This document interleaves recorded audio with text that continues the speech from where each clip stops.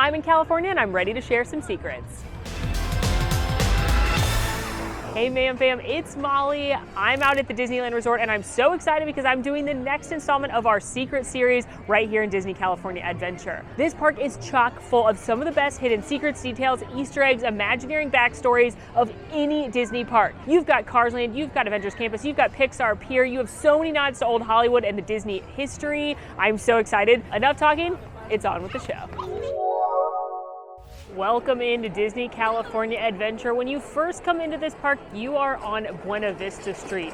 This is designed to look like California in the 20s and 30s when the Walt Disney Company got its start. Of course, we are here for the D100 celebration kicking off this weekend, which is the 100 years of the Walt Disney Company. Basically, everything in this land is a nod or an Easter egg to people that started the Disney Company or do important things in the Disney Company history. I could probably do an hour-long video just on this street. There's so much to look for, but I will show you some of the highlights. Walt Disney said it all started with a mouse, and that is true for this video as well. You may notice that this market right here that sells fruit and drinks and snacks is called Mortimer's. Mortimer, some of you may know, is what Walt wanted to call Mickey. When he thought of a little mouse after he lost Oswald the Lucky Rabbit, he named him Mortimer. But thank goodness his wife Lillian said, that's a little too stuffy, a little too pretentious, why don't you call him Mickey? And the rest was history. But right here, you will see that it's Mortimer's Market as a nod to that original name for our favorite mouse. And from Mortimer's, if you look across the street, look up on the second story, you are going to notice an eye doctor's office. Take careful consideration of the name. It's called iWorks Special. That is a nod to iWorks, one of the original animators, one of the original folks that drew Walt Disney. So a fun Easter egg for an important animator. And if you look on the same side of the street as the iWorks optometrist, you will also notice the offices for Hollymont Realty. That's a nod to the first ever studio Walt and Roy bought in LA. It was a tiny studio that they had a $500 loan to pay for, and it was in the back of a realtor's office called Holly Vermont Realty. So they made Hollymont Realty here as a nod to that tiny space, and they paid $10 a month to rent a room in the back of a realtor's office. Kind of crazy to believe that's where a lot of this got started. If you scoot down under this Elias & Company sign, which is not only the name of a shop here on Buena Vista Street, it's also Walt Disney's middle name and his father's first name. Look right here, and there is a delivery door for Disney Brothers Studio. That is the original name of the Walt Disney Company. That was what Walt and Roy founded the company as in 1923, and they changed it to Disney Animation Studios in 1926. Scooting into Five and Dime, which is the main merchandise shop in this park, there's a bunch of things. If you look up, you'll notice that we are certainly nodding to the times, the 1920s and the 1930s, but also one of the platinum statues for D100 is in here, and it's Miguel from Coco, and it's really cute. I'm gonna be geeking out about these all weekend, I think. Oh my gosh, look at the mini one. These are adorable. And the Oswald one. Y'all, Disneyland is doing it big. Also, if you don't know who Oswald the Lucky Rabbit is, he was actually Walt Disney's first commercial success. It wasn't Mickey, it was this little cutie named Oswald the Lucky Rabbit. You see, Universal Studios was distributing the Oswald cartoons. Through a contract loophole, it was decided that Universal had the rights to Oswald, not Disney. So Universal actually took Oswald as well as did some backdoor deals with many of Walt's best animators, and Walt basically lost everything.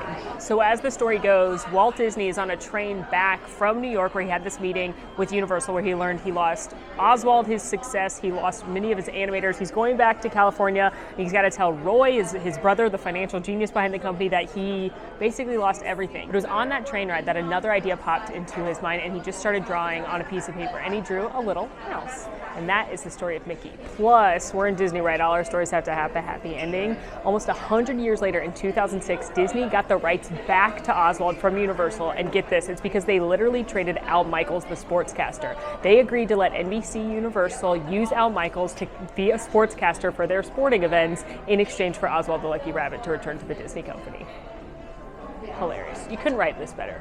I absolutely love this next one, and it looks like they did get a little zhuzh for the 100. If you look up on the balcony right here, you will see some mannequins dressed to the nines, ready to go to a movie premiere. Perhaps the movie premiere of the first animated full-length feature film of all time. That's right, Snow White and the Seven Dwarfs. The men's suits up here are modeled after the one that Walt wore to the premiere of Snow White and the Seven Dwarfs. A lot of people told Walt that a full-length animated feature film was a horrible idea, that no adult would sit through a cartoon that long, no kid had the attention span that long, he was gonna lose a bunch of money, but Walt believed that people would enjoy it and that good storytelling was good storytelling. But as we know now, Snow White and the Seven Dwarfs was an incredible success. It earned Walt and his team a special Oscar where they had the 7 little Oscars on it, and it kicked off animation as we know it now. You wouldn't get The Lion King or Toy Story or even movies from competitors like Shrek without having Snow White and the Seven Dwarfs. And accounting for inflation, it still ranks in the top 10 highest grossing films of all time. Talk about believing in your dreams. I'm telling you, basically any sign that you see in this store or in this land, it probably is a nod to someone. Like this beauty parlor advertisement right here, that is for Flora's Beauty Parlor. Walt Disney's mother's name is Flora. Back outside, and there's actually a little apartment building right here. If you're interested in knowing whose apartments they are, take a look at the mailboxes right here, and what do you want to bet these names mean something? If you guessed yes, of course you're right. Of course they mean something. You've got P. Peabody, who's a character in Disney's The Rocketeer. You've got T. Ogilvy, who's a character from the Apple Dumpling game. You've got E. Valiant, who's the detective in Who Framed Roger Rabbit. And you've got S. Yoshiwara, who was actually a Disney cast member that passed away. But these are their mailboxes right here. I don't think anybody's home, so I'm gonna keep moving. But a fun another nod. Across the street, you've got maybe my favorite nod I've found so far. This one is for the Altwater School of Animation. And if you look at the instructors, Clark, Larson, Johnson, Thomas, Kimball, Davis, Call, Lounsbury, and Retherman, those are Walt's 9 old men. Those were his original group of animators. They are the ones that brought to life many, many of your favorite Disney characters. My personal favorite of those is Mark Davis. He was known as the Ladies' Man. He did Tinkerbell and Maleficent, but I love this nod to those original animators right there. It's just so fun to find all of these. Makes sense too that they'd be here teaching at Atwater's Ink and Paint, since that's originally how they did animation. I also like this little Pinocchio in the window. Another fun fake business name right here is Julius Katz. This is a nod to the cat Julius, who appeared alongside the main character Alice in the Alice comedies, which is a groundbreaking comedy series Disney did in the 1920s, where they put a real-life little girl in an animated background, and her animated sidekick was a little cat named Julius. So that's a little nod to him, and it's also a fun pun because it's Julius Katz. Get it? Like cats. Inside Julius Katz, this is another merchandise shop. It's mostly homewares. You're gonna find mugs and kitchen goodies and things like that in here. But there's a bulletin board behind the register, and anytime you see a bulletin board, just take a look for a few minutes. You will find some kind of Easter egg, I promise. My 2 favorites on this bulletin board are the dog walking advertisement here, Telephone Anita. That's a nod to Anita from 101 Dalmatians. And then you've got the Flower Street Players present Snow White and the Seven Dwarfs. Of course, we already talked about how Snow White is the first animated feature film, but Flower Street is a nod to 1401 Flower Street, Glendale, which is the address of Disney Imagineering. Kept on walking, and I have found myself in Fiddler, Pfeiffer, and Practical Cafe. This is a nod to the 3 Little Pigs. Well, upon looking for another Easter egg, I have found a different one. You look at these 2 posters right here near the pickup. This is the Starbucks in this park. You're noticing that they have a performance this week at the Tip Top Club. Anthony Fremont and his orchestra will be performing Friday night at 8. If you are a fan of Tower of Terror, you will know that is the band that they are advertising to be playing up at the Tip Top Club, which is on the 13th story of the Tower of Terror. And then if you look over here, you notice that they are going to perform a concert on Halloween, which is when the Tower of Terror gets struck by lightning. And while the Tower of Terror no longer exists here in this park, it's become Mission Breakout. It's fun that this Easter egg still points to it. This park is such a vibe. Also, good timing, the trolley car is coming down right now, and you may notice it is number 623. Oh my gosh, Goofy. Goofy startled me. Anyway, 623 is a nod to the year 1923. Walt Disney's Laugh-O-Gram Studios in Kansas City had gone bankrupt, so he and his brother decided to pack up their bags and head out west to California, so that's a nod to that. Also, the other trolley is 717, which is a nod to July 17th, because July 17th, 1955 is when Disneyland opened.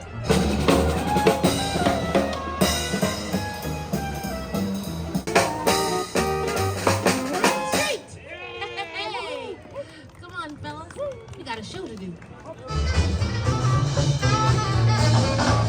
This park is such a vibe. Like, this park little backstory on the park itself, was a disaster initially.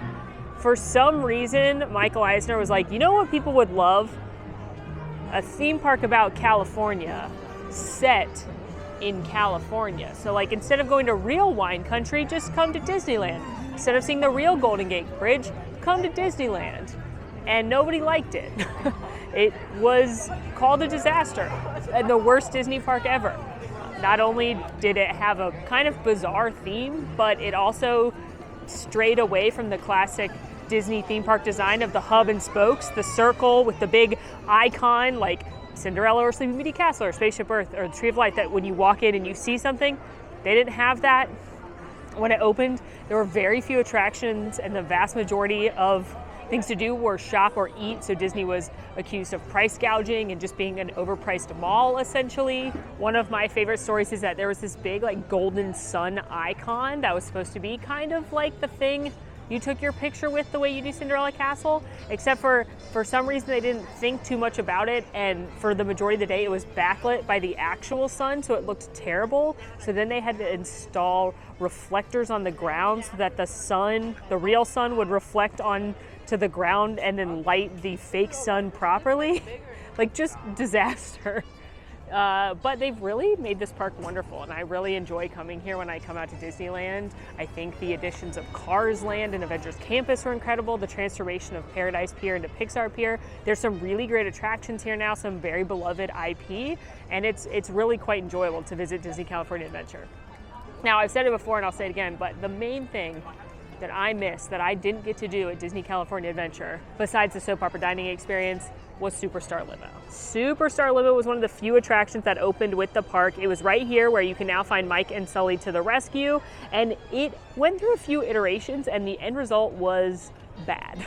Initially, Superstar Limo was pitched as a roller coaster where you were a celebrity trying to get to an important event, a movie premiere, but the paparazzi was chasing you. So then you were like dodging and weaving and trying to get away from the paparazzi, which is a really odd theme to begin with. And then you pair it with the fact that while in construction of Disney California Adventure, Princess Diana died famously while the paparazzi was chasing her car. So now, not only is this attraction bizarre, it's also incredibly distasteful to do an attraction that's supposed to be fun about something that really happened and was incredibly tragic. So instead of just scrapping the entire idea, they continued forward with it, and they decided to use what they had built to create Superstar Limo, which was no longer a high-speed roller coaster, but you were still the star. Now you're still trying to go to a movie premiere and you're like driving all through Hollywood, and all around you are these like crude puppets of famous people like Drew Carey and Tim Allen and Whoopi Goldberg, and they weren't really animatronics, they were just like caricature puppets. And nobody got it, and everyone thought it was like weird inside Hollywood jokes. It was bad. It's often heralded as the worst attraction Disney ever built. It only lasted about a year, and then they shut it down. It sat empty for months because it was better to not ride Superstar Limo than it was to ride one less thing in the park. That's what guest feedback said. However, since then, Superstar Limo has undergone the greatest glow up of all time, and it is now Mike and Sully to the Rescue, which is a really cute dark ride that takes you inside the story of Monsters, Inc. And there's a couple of really cute Easter eggs to look for. I know we've talked about this one before, but you gotta mention it again. They actually reskinned some of the celebrities from Superstar Limo to be CDA, Child Detection Agency characters in Monsters, Inc. Most notably, you can spot Drew Carey and Jackie Chan. In addition to the Superstar Limo characters, keep a lookout when you go into Harryhausen's, which is the sushi restaurant. You may notice a familiar little fish in the wallpaper as you go through the restaurant. Another cute detail to look for is when Boo is banging Randall on the head with the bat and he changes colors and patterns. One of the patterns is the Haunted Mansion wallpaper. Another one is the Toy Story clouds. But enough talking, let's go ride Mike and Sully to the Rescue. I adore this attraction and I can't wait. While you're in town, breach for the first time in monster history. We can neither confirm nor deny the presence of a child here tonight.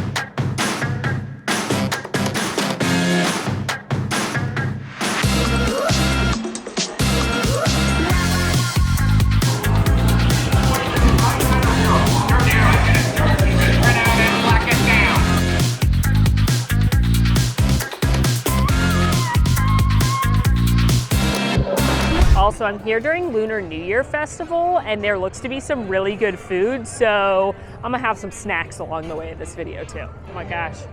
The next land is Avengers Campus, and as soon as you get into this land, they're playing the Avengers theme song, and it like gets me so hyped.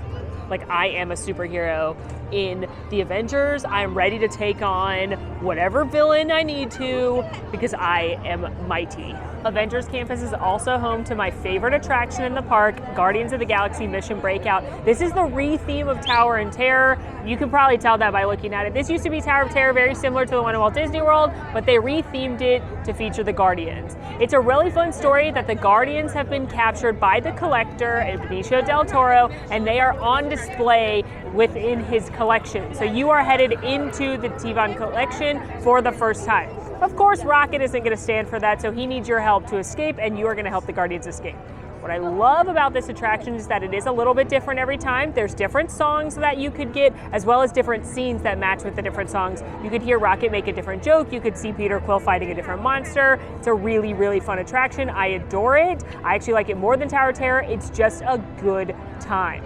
And of course, there's a ton of Easter eggs in this, specifically in the queue. When you first go into the queue, you are in the Collector's collection, and you are going to see things like Cosmo, the space dog, as well as Ultron, the robot from the Avengers, Age of Ultron. You will see Thor and his pals' armor from Asgard, and even the original Yeti from the Matterhorn. The Collector is a Disney adult, is what I'm trying to tell you. In the pre-show, before Rocket's cute little paw grabs the headset, you can look around for some of the collector's items, including a partially done face of an animatronic. Also, nearby the Yeti, if you take a look, you can actually spot an octopus. This is a real niche one for the true Disney adult. Further proof the Collector is in fact a Disney adult. It's Dolores the octopus, who was the girlfriend of Terrence the bear from the Country Bears, and she made many an appearance in the Country Bear Vacation Hoedown. So why an octopus and a bear got together? You know what, I'm not here to question their love, but she does live with the Collector now.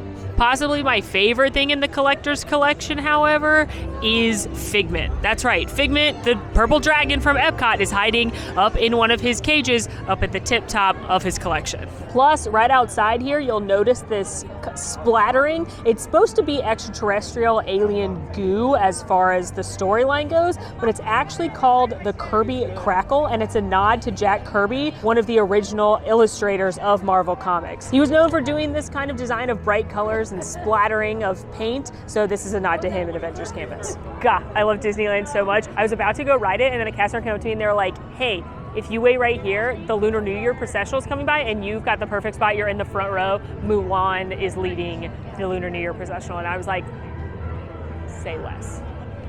Yay! So now I'm waiting for that first. Obviously, it would be rude to disappoint Queen Mulan. And I know Mulan is not a queen, but she's like a queen, you know what I mean? Also, a lot of people are like, why is she your favorite Disney princess? She's not really a Disney princess. She's not a princess. And I understand that she is not a princess by like title in the story, but she is Disney princess as far as the Disney princess canon goes. There are different requirements set by Disney in order to be an official Disney princess. You can either be born into royalty, you can marry into royalty, or you can do a heroic act. And I would say saving all of China counts as a heroic act, which is why Mulan is a princess in the official Disney lineup. But fun fact, Anna and Elsa are not, and that's because they make more money on their own being categorized as Frozen versus part of the Disney princess category.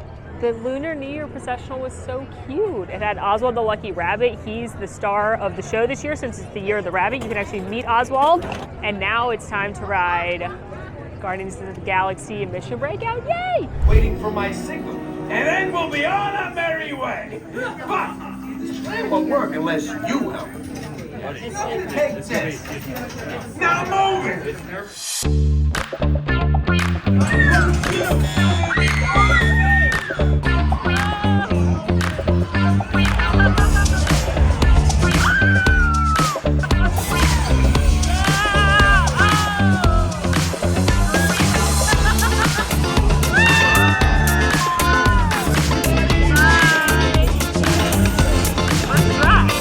Love this land so much, and now I'm headed into Pym Test Kitchen to get a little snack, but also point out some cool details in there, obviously. First things first, you may notice that Scott Lang, oh, he got a text from Natasha Romanoff. Pro tip, next time you want to do espionage, you'll want to make sure your phone is off. LOL. Oh, another text. Do I actually have to pick up my order? Don't you have a quantum tunnel over there? From Tony Stark. Anyway, I pointed this out in a different DCA video that these are the phones of Hope and Scott, so they actually get text throughout the day, as you can see. But what's extra funny about it is if you notice, the service is being provided by VistaCorp. That may ring a bell for my Ant-Man friends. That is the company that Scott Lang actually gets arrested for breaking into. So it's a real nice full circle moment. One thing I love about Avengers Campus is Disney was like, canon, never heard of her. I think it's because so many people have issues with Galaxy's Edge because it takes place in the timeline of the latest trilogy, and a lot of Star Wars fans are like, no, we want Darth Vader, we want Luke Skywalker, we don't want the new characters. And it'd be really hard to build Avengers Campus, and if you're keeping up with the current timeline, not be able to have Iron Man, not be able to have Steve Rogers, Captain America. So basically the story of Avengers Campus is that they found this ancient area and all kinds of important industries from the Marvel Cinematic Universe have taken place here. Stark Industries has been here. You've got some kind of quantum mystic manor things going on. So you've got Doctor Strange's area over here. You've got Pym testing different things. But basically, because of the multiverse, there is no timeline. So any and all characters can exist thanks to basically the loophole of the multiverse existing. So you could literally have Steve Cap come out and then a few seconds later have Falcon Cap come out, and it doesn't matter. And I think that's great because people want to see their favorite character. They want to see Black Widow, they want to see T'Challa, and they don't want to hear that, well, in canon, they're not with us anymore. So the fact that they can all exist together in harmony and they can bring out new characters anytime they want, I think is brilliant. We're headed into Pym Test Kitchen. Pym, of course, is Hank Pym from the Ant-Man series. He's the one who does all of the experimentation with different kind of Pym particles that can make things bigger and smaller. And so the joke of the restaurant is that a lot of the food, thank you, is either way too big or way too small. So of course there's some really fun Easter eggs in here. Also, I got a snack because I'm a hungry girl. But the first thing that happens when you come in, if you look up here, they are actually making pretzels different sizes. So all the pretzels go in regular size and then they go through the Pym particle machine. This one is getting giant. And then if you watch it come out the other side, it's gigantic.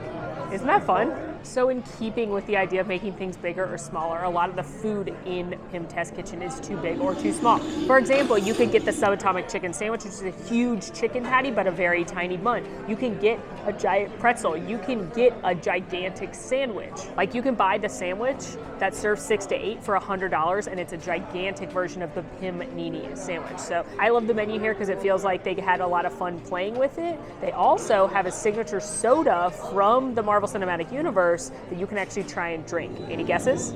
Couple details while I pick up my soda. First of all, you will notice this Bountiful Valley giant ketchup and mustard bottle, because of course everything's been shrunk or enlarged, so you've got the giant ketchup and mustard bottles leaning down to your pump condiments there. Bountiful Valley Farm was an attraction when this park opened, and it was where you learned about farming. Because again, California, there's a lot of farming, especially a lot of dairy farming in California, so that's a nod to that. Additionally, you have these giant 6-packs of soda, and if you take a look at the tab that's holding all the cords together, this one is August 3rd. On the other side of the restaurant, at the other set of soda machines, it is April 6th. That is Evangeline Lilly and Paul Rudd's birthdays. They are Ant-Man and the Wasp, so that's a fun Easter egg for them. And then, of course, it goes into your freestyle soda machine, where we are going to try a literal soda from the Marvel Cinematic Universe, Pingo Doce. Pingo Doce is a Brazilian soda in The Incredible Hulk, the one starring Edward Norton. And you may remember this is where your Stan Lee appearance came from in that film. Bruce Banner is working at the Pingo Doce factory, gets in a little bit of a fight, and some of his blood drips into some of the soda, and then it eventually makes its way to Stan Lee, who drinks it, and bad things happen. First things first, look, it's in the D100 cup. It's purple. It's so cute. It tastes like Mountain Dew and cream soda had a baby. Like, it's got the fruitiness of Mountain Dew, but there's definitely vanilla in it. I don't hate it. It's sweet. I don't drink a lot of soda, so I don't hate it. but it's fun to try it from the film. Also, I got other things because I'm really hungry, and these things caught my eyeballs. I know I talked about the giant pretzel that comes with beer cheese, but they also do a rotational atomic pretzel, and it's some kind of flavored pretzel. It used to be a buffalo chicken pretzel. It was great, but right now it's an apple bacon soft pretzel. So it's a cinnamon sugar salted pretzel, apple bacon compote, cranberries, caramel, cream cheese, and candied bacon on top. I gotta know. Like, I have so many questions about this. I had to get it. I also love this little detail that all the food is served on My Secret Recipe by Scott. Then I also love that Disneyland does these unique cold brews. They do a variety of flavored cold brews both in this park and Disneyland Park. This one is Experiment 027, the butter pecan cold brew. So it's butter pecan flavored cold brew, and it's topped with candied pecans. I'm hoping it's not too sweet. Usually they're not. Usually the cold brew is flavored but not sweetened, and then whatever the sweet cream on top kind of melts in and acts as your creamer. So usually they're not too sweet for me, even though I normally drink cold brew black. So let's try these items. Ooh, that is nice. Now that one is definitely on the sweeter side of the ones I've had. That is pretty sweet. I don't know if I would order that one again because it's a little sweet for me, but it has a lot of good flavor. It's got a nuttiness to it. You can definitely tell that it's candied pecans, and you can still taste the coffee. So I actually prefer their nitro cold brew here. I think it's really good. I'll probably stick to that, but I always like trying these new ones. And now this pretzel, I don't even know how to eat this. Now I thought in my head it would be a stuffed pretzel. All right, I got a bite with bacon, the apple combo, everything.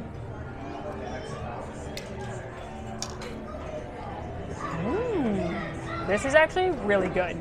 If you are someone like me who likes not super sweet things but wants a dessert, it's perfect because the saltiness of the bacon and the saltiness of the pretzel are cutting through all the sweetness. It kind of tastes like if apple pie had bacon on it and a pretzel all had a baby, I guess. The apple compote's really good. I like the cinnamon flavor. The cream cheese frosting isn't super strong. I thought that'd be like the sweetest part, and it probably is, but there's not a ton of it. It's a really good blend of like salty and sweet. It's got a ton of good flavors going on. Now, I don't know if I would suggest this over like a classic Disneyland dessert. Like if you haven't had a beignet over in the other park yet, maybe you want to grab that. But as far as a unique dessert, unique treat, I'm into it. I just love this land. It just feels alive because they have all these characters come out. Like after eating my pretzel, I was walking around, I saw Black Panther, I saw Black Widow, I saw Loki and took a selfie with him. And the characters just kind of wander. Occasionally they'll set up a meet and greet line. Like you'll see Iron Man sometimes over by the Avengers A, and Loki had a meet and greet line. But then a lot of times they're just kind of like wandering about, and it's quite fun. And especially during the daytime, they've got a variety of shows that happen throughout the Avengers Campus. Like they'll have the Dora Milaje from Black Panther. They've got the Spider-Man Stuntronic. They have an action show up here. So I love being in this land. We're also headed now to Pym Tasting Lab, which is the bar side of Pym Test Kitchen. This is where they have a variety of craft beers and they rotate, which I really like. They've got some pre-made cocktails as well, a couple non-alcoholic specialties, but of course there's some Easter eggs over here, so I guess had to mobile order a beer. I had to, for the details. Consider this also your friendly reminder to mobile order because I'm bypassing this entire line to go pick up my beer. A couple different Easter eggs for starters. I love that the taps are like gigantic silverware because it's been hit with Pym particles, but my favorite of them are the popsicle sticks because they've got cheesy jokes on them like a popsicle stick would. Winning jokes such as, what do you call a confused bee? Bewildered. Get it? Also, you may notice this entire tap is a can that's Silver Age, and if you look closely, it's Chitaurian charged. The Chitauri are alien shapeshifters that try to kill the Avengers in the Avengers movie, so there's a fun nod to them, I guess. And if you read the back of the can, there's the history of the brewery, and there's lots of nods to the old Asgardian ale recipes and how they transformed them for the new Silver Age beer. Also, not an Easter egg, but some of the beers fill up with the coolest beer tap of all time where it fills from the bottom to the top like some kind of sorcery. I got the Voodoo Ranger Juicy IPA. It is delicious. It's a nice fruity IPA. I've really become a fruity IPA drinker. I never used to like IPAs, and I think it's the Jurassic Park one in Universal that changed me. But it's really delicious and fruity, and I love that they're rotating. I was literally here a few months ago, and there's new beers. So for my beer drinkers, a very fun spot to grab something to drink in the park, but we got more details to look for. The other place to eat in Avengers Campus is kind of an Easter egg in of itself. If you remember at the end of the first Avengers, The end credit scene is just the Avengers eating shawarma in silence. And they brought shawarma here to Avengers Campus. There's actually 2 shawarma carts in the land. They have a plant-based version with Impossible, and then they have a chicken version. It's one of my favorite foods in Disneyland, the chicken shawarma. It's so good. But if you look at this shawarma cart in particular, there's tons of Easter eggs to look for. First of all, you're gonna see a lot of newspaper headlines for things like local New York business Shawarma Palace raises $35K for Sokovia Relief Fund. You're going to see Sokovia headlines. You're going to see Wakanda Unveiled headlines. You're going to see trading cards for the different Avengers, Cap, Shield. But perhaps my favorite of the Easter eggs right here at Shawarma Palace is the name tag for Donald Blake. That's a deep cut for all 7 people who enjoyed the Thor movie, the original Thor movie. That is the name tag that Jane Foster, Natalie Portman, gives to Thor. The other main attraction here at Avengers Campus is Web Slingers, which is the Spider-Man family ride. It's a game shooter style ride, but instead of using a trigger gun of any kind, like on Buzz Lightyear Space Ranger Spin or Toy Story Mania, you use your arms to slang some webs with Peter Parker. It's a really fun attraction. I always have a good time when I ride it, though my arms do hurt when they are done, but there's some really fun Easter eggs. I know in the other DCA video we did, I pointed out some in the pre-show. If you look in the claw game that's in the pre-show, you're going to notice some prizes such as Baymax are hiding in there. Additionally, on the desk in the pre-show, there is some dust off for the keyboard, and it's called In a Snap, which is hilarious. Additionally, in the attraction, the cars that you ride in are called STRK 042619. That's a nod to Stark. That one seems pretty obvious, but the numbers are actually a date. They are April 26, 2019. That's the day that Endgame was released in theaters, and thus the day Tony Stark made the ultimate sacrifice for all of us. So it's a nod to Tony Stark and his final snap when you ride your vehicle. Just left the pre-show at Web Slingers. A few more things I noticed. One, if you look in the claw machine, in addition to there being Baymax, there's also a Thor and a Captain Marvel Pop Funko, a little green alien, and my personal favorite, a pair of It's Tough to Be a Bug eye glasses, since this used to be a Bug's Land. Another detail I just noticed, if you look up on the top shelf there, you will see an unfinished Lego Death Star. Does anyone else remember in the first Spider-Man with Tom Holland when he and Ned decided to build the Lego Death Star? Also, I just got into the next space before you board the attraction, and I noticed, look who it is. Wally on these lost keys. Also, if you take a look at the lockers, it's a nod to the Young Avengers, and you can figure out who some people's are. Like there's Miles Morales, there's Harley from Iron Man 3, there's the Pizza Dog sticker, which makes me think maybe that's Kate Bishop's. And then there's also nods to when this was Stark Industries, like your clock in, clock out. Oh my gosh, and it says 616, like Earth 616. Whoa. These lands are so bonkers. You had a great time on your visit to the Worldwide Engineering Brigade Open House. Using onboard tech, you will be able to sling webs just like one-legged Spider-Man. Okay, we have a plan.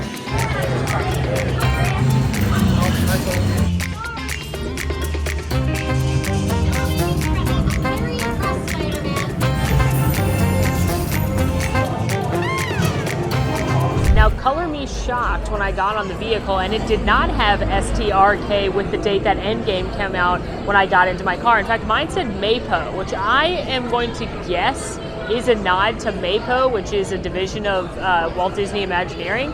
But I started looking at all of the different ones, and it realized that there's multiple Easter eggs in the naming conventions of these web slinger vehicles. And I talked to a cast member to confirm as well. She said the Stark one is one, but as I stood here watching them for a while, I was able to decipher a few others as well. I saw one that said Lang 062915. That's a nod to Scott Lang, aka Ant-Man. Ant-Man's release date, June 29th, 2015. I also saw Bish, B-I-S-H, 010405. Bish made me think Bishop, Kate Bishop. When was Kate Bishop's first debut in a comic? Well, it was January 4th, 2005 when the Young Avengers came out. The cast member let me know that the Stark vehicle may not be out today because it is one of the accessible vehicles, but to keep your eye open, and perhaps you can decipher your ride vehicle next time you ride Web Slingers. At the exit of the attraction, you can see this in the pre-show as well. I love there's a bumper sticker for Lucky Dog's Pizza. That's a nod to Pizza Dog from Hawkeye. There's 3 entrances to get into Avengers Campus, but over near the one that connects to Cars Land, a few more nods for you. First up, you've got the Strategic Scientific Reserve. Fans of Captain America may recall that this is the organization that gave Cap his super strength and did all of those scientific experiments. Came out before S.H.I.E.L.D. And then over here is one that's like how do the Imagineers think of these things? You've got S39 right here. Now, S is the 19th letter of the alphabet, so if you look at this numerically only, it'd be 1939, which is the year Marvel was founded. Who thinks of these things? Like, seriously, the Imagineers are just so smart. Additionally, one of my favorites is right here. You may notice that this tree is a lot bigger and more robust than these trees, and that's on purpose because if you take a look at this drain right here, you may realize that this tree got hit with that gamma radiation, which is what makes you Hulk out. So this tree is hulked. Also, there are parking spots reserved right here for H. Stark, that's Howard Stark, Tony Stark's dad, and Jarvis, who would eventually become the inspiration for Jarvis the computer system. I really hope I see Ant-Man this trip because he sometimes, and Wasp, carry an Easter egg themselves. They actually will carry around a shrunken down version of a Bug's Land, and it's really tiny and hilarious because again, that's the land that closed to make way for Avengers Campus. So I hope we see them at some point this week. This next one, it's really hard to see, but you can see it from the Web Slingers queue. That crate on top of the Web Suppliers building right here says Project Pegasus on it. Project Pegasus was the initiative by S.H.I.E.L.D. and Nick Fury to investigate the Tesseract. This is another one of my favorites. Along the side of Web Slingers, not only will you notice a couple of the spider bots trapped in Peter Parker's web, in fact, you can see those a lot of places on campus, but you may notice this beautiful graffiti, and if you wanted to know who drew it, well, the artist tagged his work. It's Miles Morales from Into the Spider-Verse. Gonna give you some behind the scenes now.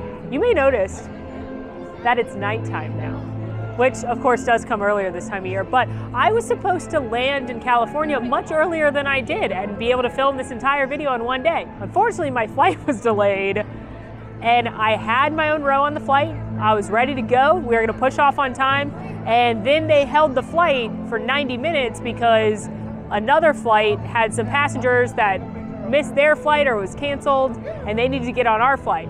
Those passengers were 50 high school band students. Gone was my solo row, and suddenly I found myself trapped amongst a sea of 15-year-old boys that acted like 15-year-old boys for the whole flight. So long story short, I don't know if Abby and Will S. are gonna make it.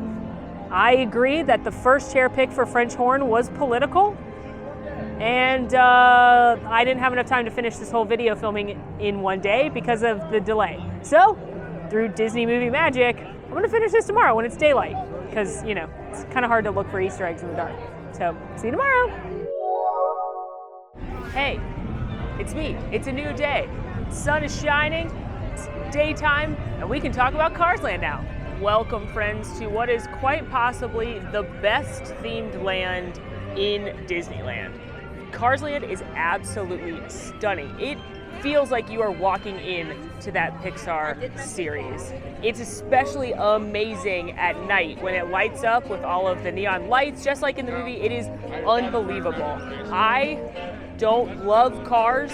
It's not my franchise, but man, do I love this land. And there are some really cool Easter eggs, including one I'm so excited to share, because it does involve my favorite franchise. We're headed to the Cozy Cone Motel, which you might remember in the movie as where Lightning McQueen meets his lady love, Sally. It's her building, her office.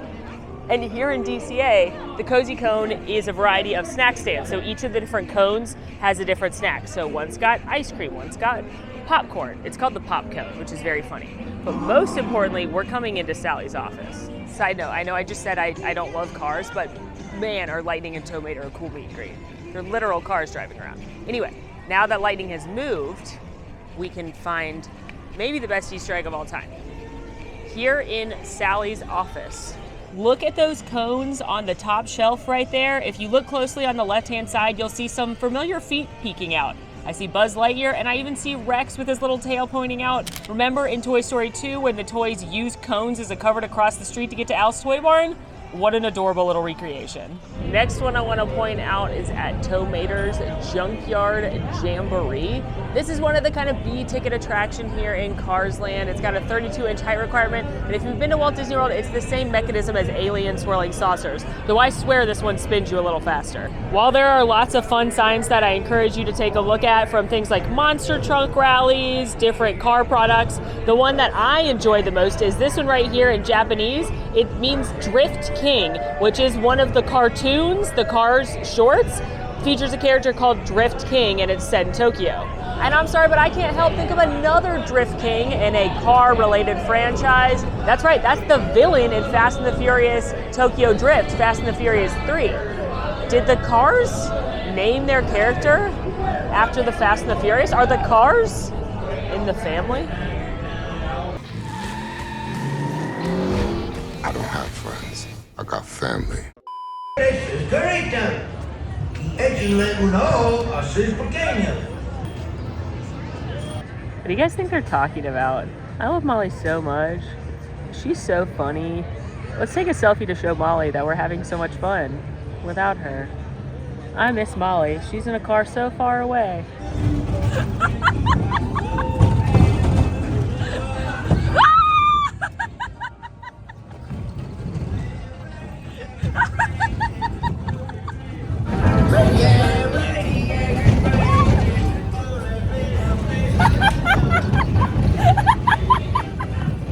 I know Tow Mater's Junkyard Jamboree isn't a headliner attraction, but it always makes me laugh. Alan and Max are here now, by the way. As you recall, I had to film this on 2 different days, so now we're here filming another video, but we're wrapping up this one first. A little fun fact about Lightning McQueen is that he himself has 2 Easter eggs on him. The character is numbered 95, which is a nod to when Toy Story, the first full-length Pixar film, came out, and his tires, the brand, Lightyear. Adorable. There's just so much detail in this land, all of the different signs. They look weathered and aged. There's tons of Route 66 signs, of course, because that's the famous highway that the movie takes place on. There's one sign in particular I want to draw your attention to here at Radiator Springs Curios. Unfortunately, the store's under refurbishment right now, so the sign I'm looking for has been moved. It was for Catmull Oil, which is a nod to Dr. Ed Catmull. He was one of the co-founders of Pixar, as well as president of both Disney and Pixar for a while. So Catmull Oil is used in the Cars universe as a nod to him, and there was a neon sign for it here, but as you can see, it's not. So y'all just have to look at this picture of it, and believe me, that it was once here. Hopefully when the store reopens, it's around again. Next up, headed into Luigi's Casa de Tires. This is a very cute attraction where you dance with the cars. There's some different songs. It's got kind of a longer wait right now, so probably not gonna ride the ride, but there are some cool things in the queue I wanna point out. For starters, because we are in Luigi's House of the Tires, I will not do accents, I'm sorry. All of the different tires are on display, and they've got some pretty funny names like the Lightyear Radials, the Glamour Grip, the Glide Wells. I personally would go for the Lightyear Radials, obviously. Tires by Tortellini, Fettuccini. I will stop with the accent. Who am I, Giada? Moving along in the queue, you've got Luigi's office right here. My favorite thing is the automotive table of elements, and if you read them, they're quite funny. Like C is for car dash carbon, get it? There's things like zoominium, carcium, beepsium, tin, mercury, those are normal. Rustium, parkadium. It's funny, if you sit here and read those or take a picture of them and read them later, they're quite enjoyable.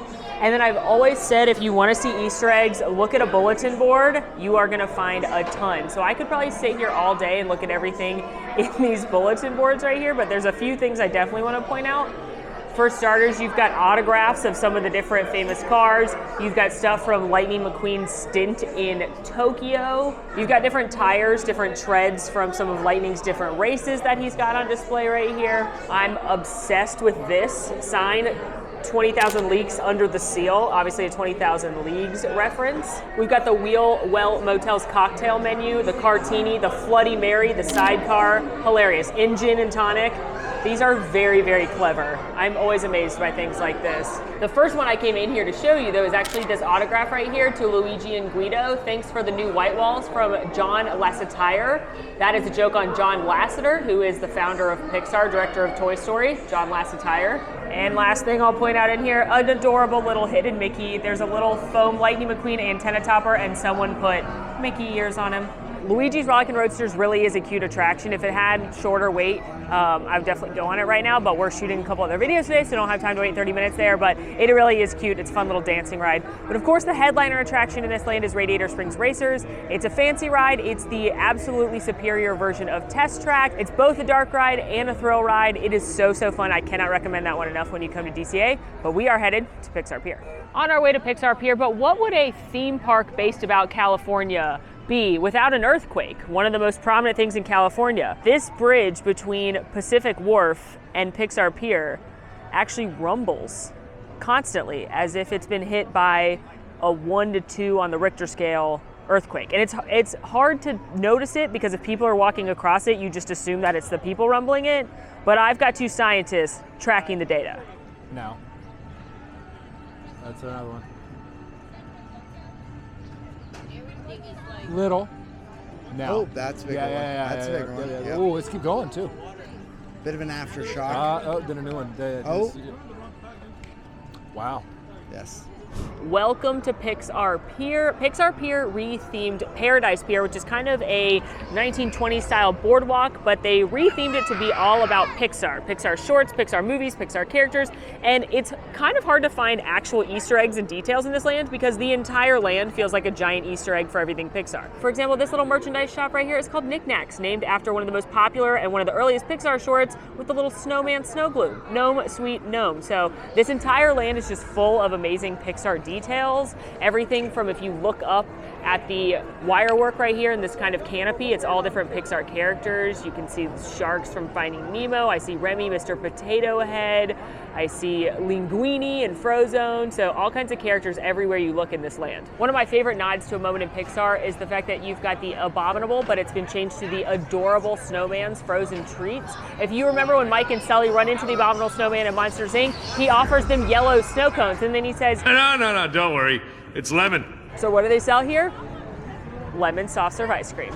The headliner attraction at Pixar Pier is the roller coaster, which is now called the Incredicoaster. It started as California Screamin', but when they did the reimagining of this land, they decided to retheme it to the Incredibles, and they added these red tunnels around, which actually make it a story coaster, because as all the Incredibles try and catch Jack. But my favorite of the stories actually happens right here at that launch. If you look at the water right there, the water splashes up. That's supposed to symbolize Dash running alongside you trying to catch Jack. And make sure that at the end, when you see Edna finally having caught Jack, the way Edna caught Jack is by luring him with sugar, which is also how I deal with my nephews, and it actually smells like the famous Jack Num Num cookie. This land is so beautiful, especially at night, and everything is so detailed. Even the little things, like look at these lights right here. They are designed to look like the lights in the Pixar short La Luna. I'm also obsessed with the snack stand right here. It's called the Poultry Palace, and if you remember the Pixar Toy Story short called Small Fry, it was all about Buzz meeting this tiny Buzz, which was a toy inside of the Happy Meal that you could get at Poultry Palace. So if you look, this entire building is shaped like the Happy Meal, and keep looking even further, you will notice it says printed and packaged in Emeryville, California, USA. Emeryville is where the headquarters of Pixar is located. Why is the Zerg apple juice the cutest thing I've ever seen? Well, it's really the apple juice with the toy Zerg on top of it, but it's adorable. Right next door, you've got Senor Buzz Churros, which is a nod to when Buzz becomes Spanish romantic Buzz in Toy Story 3. And again, it's packaged in Emeryville, but the funniest detail I just noticed, if you look over here at the ingredients, it's sugar, water, milk, blah, blah, blah, all the things you'd normally put in a churro, but look at the last ingredients. Amor. Also, one of the churros you can get is called the Caliente churro, which is hilarious. And it says, keep frozen until ready to use. Thaw in microwave or under the hot sun. I don't know if that's what it normally says on churros, but it's making me laugh. Moving right along, the next food stand you'll come to is Angry Dogs. The host here is Anger from Inside Out. I find the menu to be funny to begin with because the 2 options are an Angry Dog, which is a spicy hot dog, or a slightly annoyed dog, which I think is just a regular hot dog. Also, unfortunately, they got rid of them. They have single-use condiments now since the reopening, but previously they had the bulk condiments, and based on how hot the condiment was, it was Anger's emotion. So like buffalo sauce was raging, but mustard was only agitated, which is funny, and I hope they bring those back at some point. I also got to point out the Duke Kaboom Roasty Toasty here at the popcorn cart. He seems like he's tired right now, so he's not spinning the popcorn, but Roasty Toasties are a weird Disneyland thing. You'll majority see them out in Disneyland Park, but they're these just like little dudes that spin the popcorn, and they're always themed to whatever area they're in, and the Duke Kaboom one is amazing. I'm also obsessed with the Pixar Kugel ball. It's like the one in Tomorrowland in the Magic Kingdom. These balls weigh around 12,000 pounds, but anybody can push them thanks to the thin layer of water that's consistently running on them, and I'm just truly obsessed with the fact that it's the Pixar ball. And last thing I'll highlight on Pixar Pier is Bing Bong's Sweet Stuff. This is a candy shop themed to, of course, Bing Bong from Inside Out, who I just think is such a funny and ridiculous character that I love that he got his own candy shop. It even says along the banner here, part cat, part elephant, part dolphin, and he cries candy. And if you want to see it happen, just head inside the store. Here he is in all of his glory, crying candy. And if you sit here for long enough, he'll talk. Now almost second take riding to the moon! Made it into Paradise Gardens, which is the next land, and I'm gonna look for one detail inside the Boardwalk pizza shop quick, and then I'm actually headed to meet up with Alan and Max. We're having a little Lunar New Year feast. They're off getting delicious eats from the various kiosks. I also already rode Ariel's Undersea Adventure, but we're gonna pop that part into this section as well because that is part of this land. But here inside Boardwalk Pizza, this is where you can get quick service pizza and pastas. There should be a little guy, and I think I spot him sitting above the pizza oven shelves over here. We're in an Italian restaurant, so it makes sense that a famous Italian Disney character would be hiding on the shelves. Do you see him? It's Pinocchio. Getting ready to board Ariel's Undersea Adventure, which is more or less the same attraction as it is in Magic Kingdom, where it's called Under the Sea, Journey of the Little Mermaid. But it's the same ride. It's a slow-moving clamshell that takes you under the sea and puts you in a dark ride through the Little Mermaid story. A couple things to look for that are different, though, here in California Adventure versus Magic Kingdom. For starters, the fish from the incredible Mr. Limpet is in the ride. Why? I don't know. That's not a Disney movie, but he's there. Perhaps it's a nod to Don Knotts, who was the star of that movie and is heralded as one of the greatest actors of all time. I truly don't know why this fish is in there. Record scratch. I can't leave well enough alone, and I had to know more about why this random fish was in Under the Sea. So I did a little more digging when I got home. Not only is it a nod to Don Knotts and his work for Disney and beyond, but it's a nod to Bill Tytla, who's a Disney legend animator who worked on films like Snow White, Pinocchio, Fantasia, and Dumbo. But Bill Tytla expanded beyond the Disney company, and the last movie that he was the animation director for was The Incredible Mr. Limpet. To honor him, the Disney animators put Mr. Limpet the fish into the scene Under the Sea in the movie The Little Mermaid, and because of that cameo, the Imagineers decided to put him in the ride. Wow, what a journey. Also to be seen not on the East Coast is a nod to the originator of The Little Mermaid story. There's a cupboard that has some silhouettes in it. The first one is of a man. It's supposed to be Hans Christian Andersen, the author of Little Mermaid. The other one is the famous Little Mermaid statue located in Copenhagen. I'm just saying this Mr. Limpet fish better be pretty cool because I'm about to come face to face with Ursula just to see him. Two things. One, I think Ursula is less scary here because she's not raised on a platform, so therefore she's not as imposing, which I appreciate. Number two, I noticed in Ariel's grotto she had a painting on the wall amidst all her treasures and who's its and what's its, and I looked it up, and that's actually the painting that she has in her who's its and what's its treasure collection in the movie as well. It's a French painting from the French Baroque era called Magdalene with the Smoking Flame by Georges de la Tour, Jorge de la Tour. He's French, so it'll probably be like Georges de la Tour. Anyway, that's a cool Easter egg too because she actually has that in her collection in the film as well.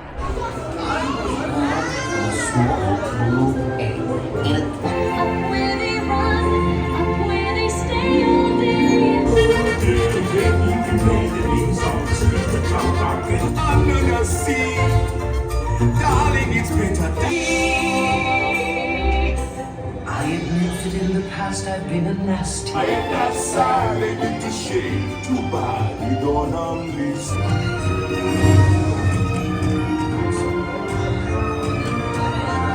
Wow, wasn't that a great ride on Little Mermaid? Bet you didn't know that fish was there. Anyway, let's go find Alan and Max and have some snacks. The Lunar New Year Festival is running this year from January 20th to February 15th. It's not a super long celebration, but I've happened to be here for it twice and I've always enjoyed it. The food is great, the entertainment is great. They bring out fun characters like Raya. This year, because it is the year of the cat in Vietnamese New Year and the year of the rabbit in Chinese New Year, they have meet and greets with Oswald the Lucky Rabbit and his lady love Hortensia the cat, which is really cool.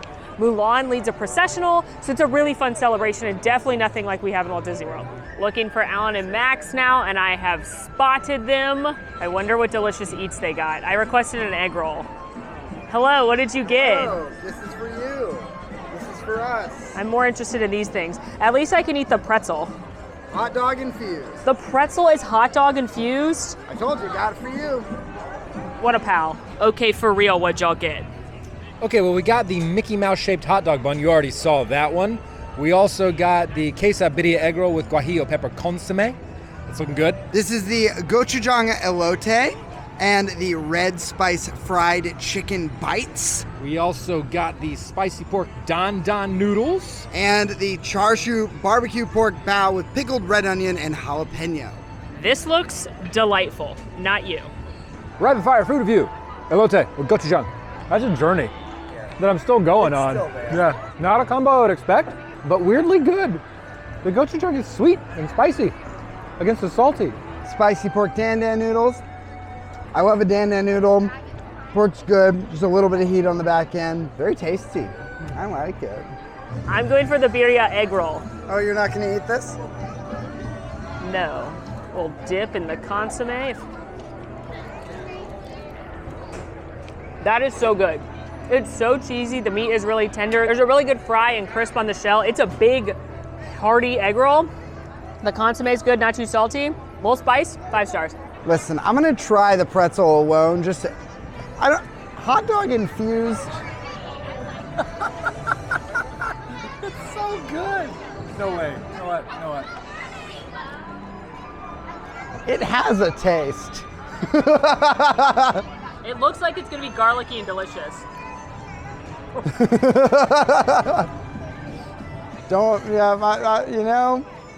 I don't regret us getting it because all the things, but Now we know. I don't know that I'd suggest you get it. Uh-uh. Get all the other things on this tray. The char siu bao bun with pork and red onion and jalapeno. Tons of good flavor from the pork. It's not dry at all. I love the acidity added from the pickled red onion, and I love fresh jalapenos. You cannot put enough fresh jalapenos on food for me. Plus a little zest from the cilantro. Fresh and light, awesome. So I'm gonna try the red spice fried chicken bites. Now, when I bought these, the cast member said, if you don't like spicy food, you'll die. Bold. Really good flavor. Oh my God, the depth of flavor is crazy. A little bit of heat, nothing, like just the smallest amount of heat on the top of the tongue. I think it's really good. Let's see if we die. Yeah. That's it, huh? Do that? We're gonna die. Yeah. It's got some heat, but It definitely has heat for theme park food. yeah. But- yeah, that's true. I think for theme park food, it's probably hotter than what you expect it to be. Yeah. But it's really good. Yeah, it's really good. Nothing too wild. There's a little bit of sweetness too to it that balances the heat. Yeah. If you eat spicy food in your life outside of theme parks, Yep. you're fine. You will not die. Yeah. Probably. We can't guarantee Probably that. no guarantees. For legal reasons, this is not a guarantee. Yep. This video's taking a dark turn. Well, friends, that's a wrap on my Secrets of Disney California Adventure video. Hopefully you had fun following along from Avengers Campus to Cars Land to Pixar Pier and beyond. This park is so full of detail. I think this park is so fun. Let us know where else you want to see Secrets videos. Check out our other Disneyland content. In the meantime, friends, I'm Molly, and it's been magical. Bye! I'm headed to eat more of this food, but not the pretzel.